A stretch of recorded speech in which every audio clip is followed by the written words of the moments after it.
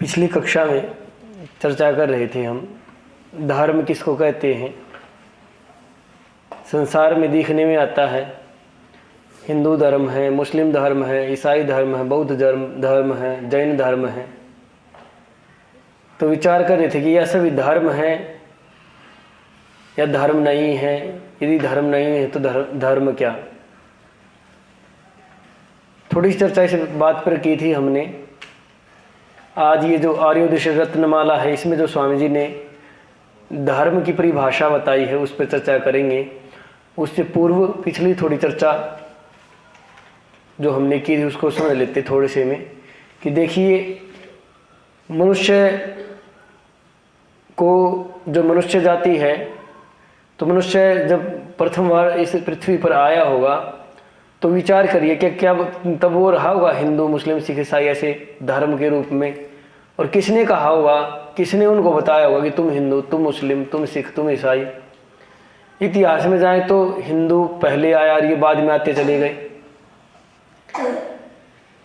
तो अब कोई हिंदू परिवार में जन्म लेता है या मुस्लिम परिवार में जन्म लेता है, वो हिंदू से मुस्लिम हो जाए, मुस्लिम से हिंदू हो जाए, अन्य उसमें चला जाए, बौद्ध हो जाए, जैन हो जाए। तो ये भी जो हो रहे हैं तो केवल कागज की प्रक्रिया है। कागजों में वो हिंदू है, कागजों में वो मुस्लिम है। यदि कागज ना हो, सब को देखे तो सब मनुष्य जाति में दिखाई देंगे। आप ये नहीं बता सकते। उनको देख करके उनके चिन्ह जो उन्होंने बना लिए, उन चिन्हों को समाप्त कर देवें और वो कागजी कार्यवाही समाप्त कर देवें। ईश्वर की जैसी व्यवस्था उसमें उसके अनुसार उनको देखें तो ये कठिन हो जाएगा ये बताना कि ये क्या है। तो इससे यही समझ में आएगा कि ये धर्म जो कह रहे हैं, धर्म तो कोई अन्य है। ये जो नाम हिंदू, मुस्लिम, सिख, ईसाई, ये तो एक समुदाय विशेष का नाम रख दिया गया है। इस मनुष्य जाति में कुछ समुदाय बनाए गए। उन समुदायों को, उन भागों को, मनुष्य जो जाति थी उन भागों को बांट करके उन समुदाय जो उनका नाम, अपनी कुछ परंपराएं बना ली, नाम रख दिया और उसको धर्म कहने लग गए। तो धर्म क्या, अब बात यही चली हुई थी कि धर्म क्या, धर्म किसको कहते हैं। पढ़िए स्वामी जी क्या कह रहे हैं। जिसका स्वरूप ईश्वर की आज्ञा का स्वरूप क्या होता, स्वरूप, स्वरूप होता है अपना रूप। किसका वो बना हुआ है, किसका वो बना हुआ, वो उसका स्वरूप है। जैसे प्लास्टिक किसकी बनी हुई है, वो कुर्सी किसकी बनी हुई है, लकड़ी की, प्लास्टिक की, लोहे की। तो उसका रूप कैसा है, क्या भाग है, किसकी बनी हुई है। और भी स्वरूप है, उसके 4 पैर हैं कुर्सी के। तो वो जो उसके जो घटक हैं, जो भाग हैं, जिनका वो एक समुदाय पूरा एक रूप दिखाई दे रहा है अलग अलग भागों का। तो ऐसे ही जो धर्म का स्वरूप है, इसके कई ये जो अंगों के नाम आए उन सबको मिलाकर ये एक धर्म है। स्वरूप, उसके जो अंग क्या है, जिसका स्वरूप ईश्वर, किसका स्वरूप पर चर्चा हो रही है। ये धर्म, धर्म जिसका स्वरूप, किसका स्वरूप, धर्म का स्वरूप,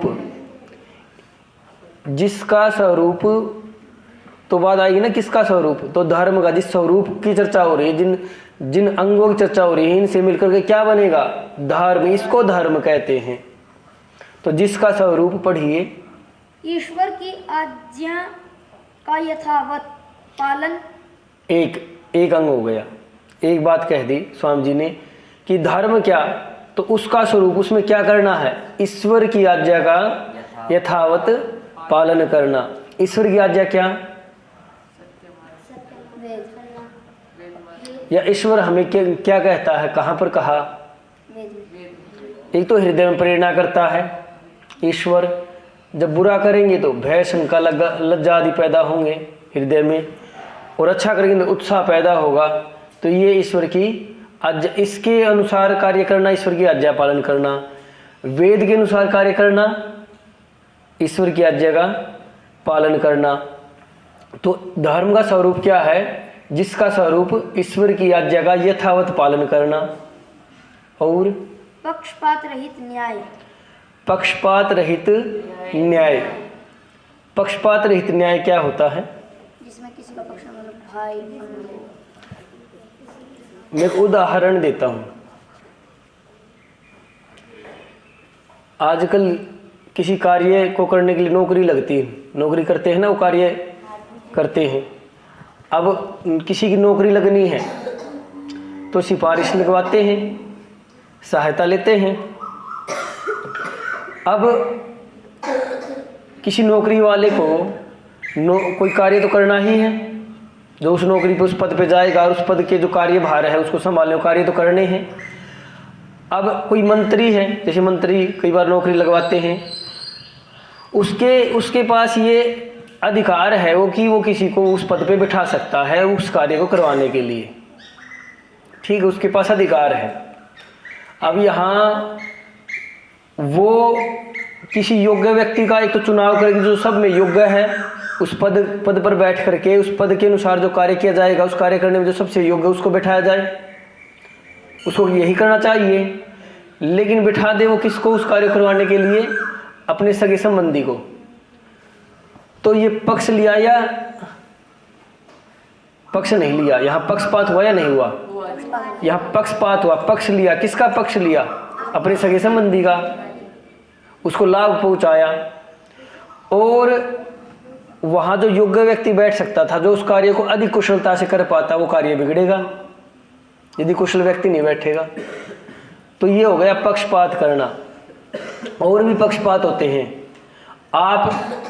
आपके पास आपको हमने कोई वस्तु दे दी, मान लो हम कुछ बेर आ गए, मिठाई आ गई कि वितरण करनी है, वहां पक्ष क्या क्या हो सकते हैं? निष्पक्ष तो ये हो गया कि आप सब में समान मात्रा में बांट देवें। एक तो ये तरीका वितरण करने का। एक वितरण करने का ये भी हो सकता है कि जो अधिक कार्य कर रहे हैं, अधिक अनुशासन में रह रहे हैं, जितने अधिक उनको अधिक दे दिया, और जो अनुशासन में नहीं रहते, कोई कार्य नहीं करते, उनको कम दे दिया। ये भी एक तरीका है।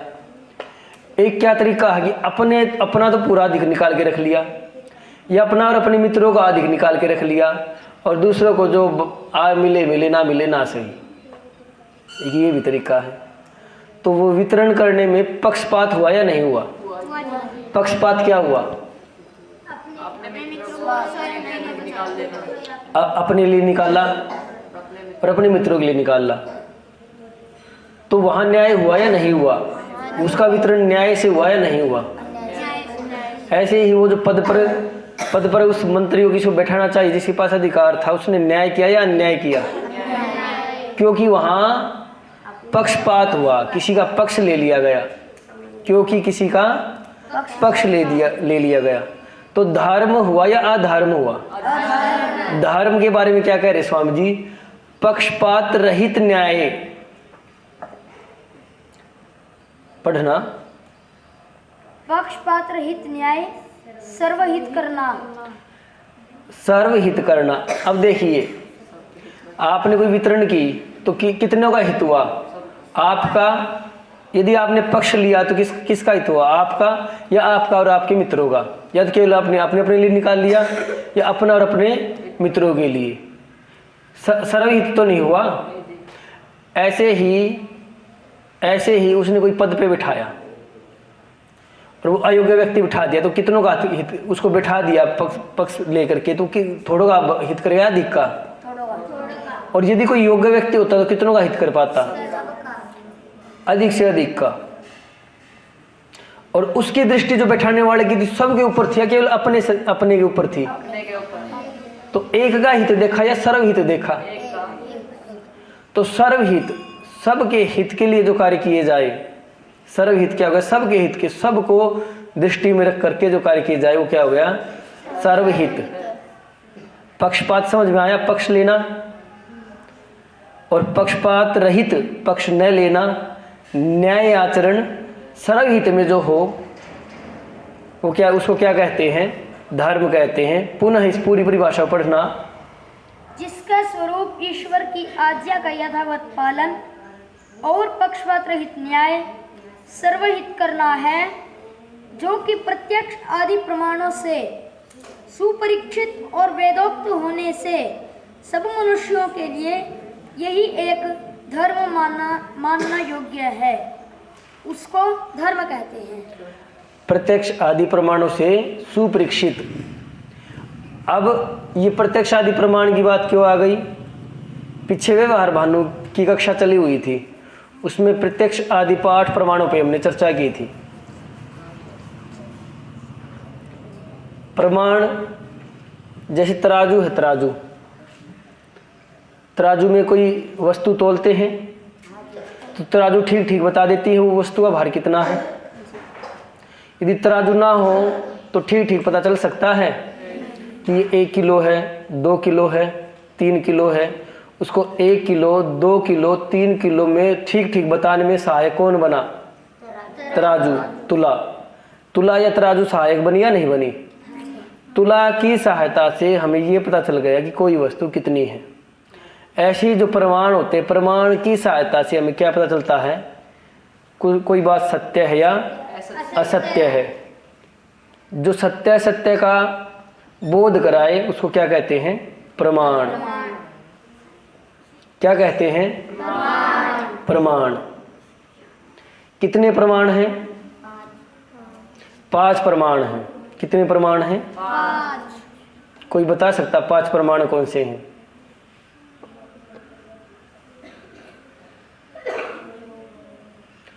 वेद के अनुकूल जो बात सत्य ठहरे वो सत्य, और अनुकूल ना ठहरे तो असत्य। पहला प्रमाण वेद के अनुसार, दूसरा प्रमाण सृष्टि कर्म के अनुसार, तीसरा प्रमाण आप्त पुरुषों के अनुसार, चौथा आत्मा के अनुसार, पांचवा प्रत्यक्ष आदि 8 प्रमाण। ये 5 प्रकार के प्रमाण हैं। इनसे जो सत्य ठहरे वो सत्य, और इनसे ये तराजू है, तुला है, इनसे तोलेंगे तो पता चलेगा क्या सत्य है क्या असत्य है। तो जो अब आए ना प्रत्यक्ष आदि प्रमाणों से, इन प्रमाणों से सुपरीक्षित, उनसे तोला हुआ, तोल करके देखा गया सत्य को, तब हमें पता चला कि ये बात सत्य है, ये असत्य है। उसके अनुसार फिर वेदोक्त, वेद में जो कहा गया है उसको हमने सुपरीक्षित करके तोल करके जब कार्य करेंगे तो वो क्या होगा? धर्म होगा। ऐसा ऐसा कार्य करना क्या कहलाएगा? धर्म होगा। और ऐसा ऐसा ना करना अधर्म होगा। उसकी अधर्म की ऐसी ही चर्चा अगले उस बिंदु पर है, अगली परिभाषा में कर रहे हैं स्वामी जी, उसको फिर करेंगे। तो देखिए अब सारूप में क्या समझ में आया? एक तो धर्म ये थे। अच्छा, ये जो परिभाषा आई है कि हिंदू पर घटित होती है, मुस्लिम पे घटित होती है, सिख पर घटित होती है, केवल मनुष्य उस पर घटित होती है। ये जो परिभाषा है, ये जो धर्म की परिभाषा दी, मनुष्य मात्र के लिए है। और जहां जहां धर्म होता है वहां सुख अधिक होता है। लिखो, इस वाक्य को लिखो अपनी संचिका में। जहां जहां धर्म होता है वहां वहां सुख अधिक होता है। जहां जहां धर्म होता है वहां वहां सुख अधिक होता है। और जहां जहां अधर्म होता है वहां वहां दुख अधिक होता है।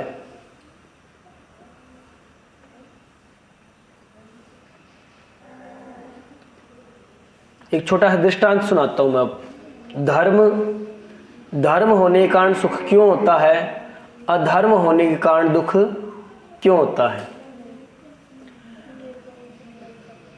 आजकल ये कहते हैं कि बिना सत्य बोले बिना झूठ के बोले काम चलता नहीं, बिना झूठ बोले कार्य बनता नहीं, कहते हैं ना। मान लीजिए बिल्कुल हर कोई हर बात को असत्य बोलने लग जाए, हर कोई हर बात को असत्य बोलने लग जाए। असत्य क्या होता है? सत्य से भिन्न जितने भी वाक्य बोलोगे असत्य हो जाएंगे।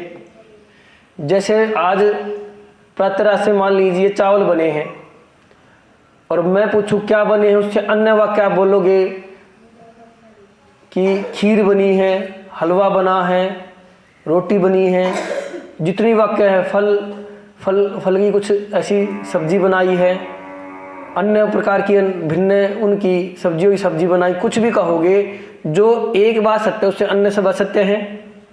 कितने वाक्य निकाल लो उससे भिन्न तो सब असत्य हो जाएंगे या नहीं हो जाएंगे? असत्य है ना। अब एक ऐसे ही पूरे दिन असत्य बोलते रहो, कोई बात सत्य नहीं बोलनी, कोई काम बनेगा या बिगड़ेगा? असत्य बोलने से काम बन ही नहीं सकते, बिगड़ते चले जाएंगे। ऐसे एक दुकानदार है, दो दुकानदार हैं। एक दुकानदार क्या करता है? खराब वस्तु बेचता है। क्या करता है? खराब वस्तु बेचता है। वो बहुत सस्ते दाम में लेके आता है, 5 रुपए की लेकर के आता है, 10 रुपए की बेचता है। और जो खरीदार उससे जो खरीदने आएगा उसको कहेगा ये वस्तु बहुत अच्छी है। असत्य बोलेगा कि वस्तु बहुत अच्छी है।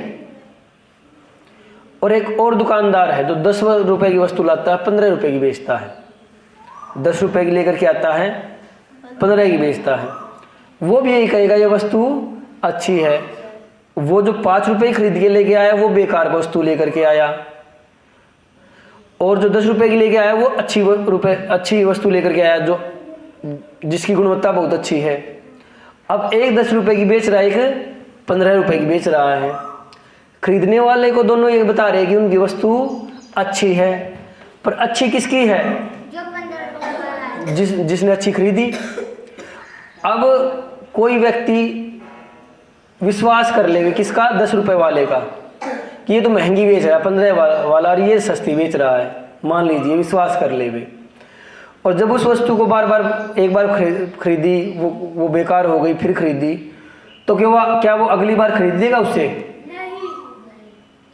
जिसने झूठ बोल करके वो अपनी वस्तु बेच दी, क्या अगली बार उसकी वस्तु वही व्यक्ति जिसको उसने बेची दोबारा उसी से खरीदेगा?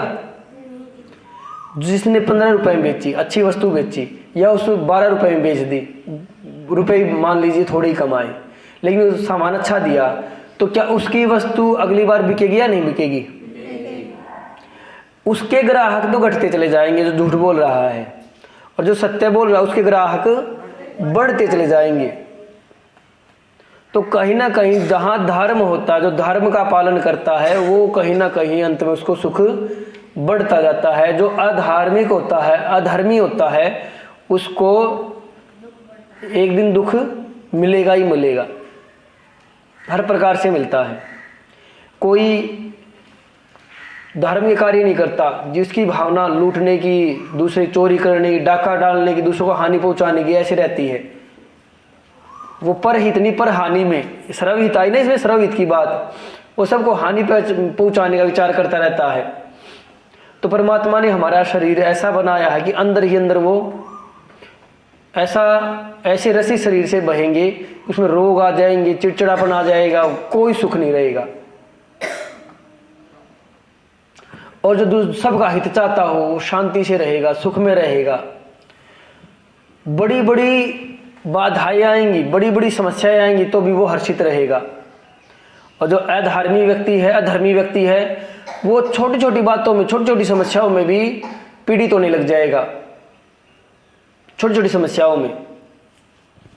इसलिए मैंने क्या बताया, जहां जहां धर्म होता है वहां सुख अधिक होता है, और जहां जहां अधर्म होता है वहां दुख अधिक होता है। धर्म के साथ सुख अधिक होता है, अधर्म के साथ दुख अधिक होता है। और धर्म क्या? पक्षपात रहित होकर के सब सर्वहित में न्यायपूर्ण आचरण करना, और जो प्रमाण है, प्रमाणों से बातों को तोल करके, सत्य को जान करके वेदों के अनुसार अपना जीवन जीना, वेदोक्त कार्य करना, ये क्या है? ये धर्म है। अब ऐसा ना कहें, कोई आपसे पूछ ले वे हिंदू धर्म है, मुस्लिम धर्म है, सिख धर्म है, तो आपको क्या समझ में आया? धर्म किसको कहते हैं? कि वो तो समुदाय में, जाति में कुछ समुदाय बन गए, लोगों ने अपने भाग बना लिए और उनके नाम है, धर्म के नाम नहीं है। धर्म के नाम पर झगड़ा नहीं होगा। ये जितने झगड़े हो रहे धर्म को लेकर के, इसका अर्थ ये कि वो धर्म को जानते ही नहीं, इसलिए झगड़ा कर रहे हैं। उन्होंने अपने समुदाय को कुछ नाम दे लिया और अपने आप को श्रेष्ठ बताने के लिए दूसरे से इसलिए झगड़ा हो रहा है कि हम ही हैं, हमारे अनुसार सारी बात संसार में, हम संसार सारा हमारे अनुसार ही चले, इसीलिए झगड़े हैं। यदि ये चिन्ह हटा दिए जाए जिनको ये धर्म कह रहे हैं, और धर्म को जान करके यदि सब कार्य करें तो सब एक हो सकते हैं, मनुष्य जाति एक हो सकती है, सबके हित में कार्य कर सकते हैं, सुख अधिक बढ़ेगा ना। तो ये जो दुखों की भरमार रहेगी रहेगी। जब तक संसार में धर्म को ठीक ठीक नहीं जाना जाता, दुखों की भरमार रहेगी, सुख नहीं मिलने वाला, झगड़े रहेंगे ही रहेंगे, ये निश्चित है। तो ठीक है, आज इतना ही करते हैं।